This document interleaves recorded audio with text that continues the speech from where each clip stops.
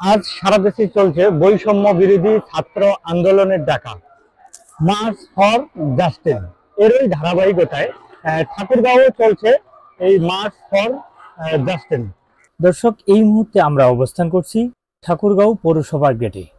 সারা দেশে ছাত্র জনতার উপর গণহত্যা, গণগ্রেপ্তার, হামলা, মামলা, গুম ও খুনের প্রতিবাদ এবং জাতিসংঘ কর্তৃক তদন্তপূর্বক বিচারের দাবিতে ও পূর্ব ঘোষিত 9 দফা দাবি আদায় করার লক্ষ্যে আন্দোলন করেন বৈষম্য বিরোধী ছাত্র আন্দোলনকারীরা।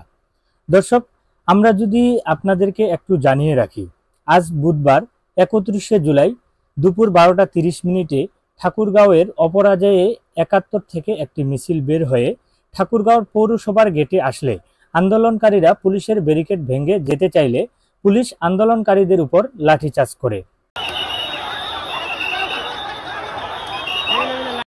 পরে পুনরায় আন্দোলনকারীরা দখলে নেন ঠাকুরগাঁও পৌরসভার গেট এবং আন্দোলনকারীদের বিভিন্ন স্লোগানে মুখরিত হয় ঠাকুরগাঁও পৌরসভার গেট।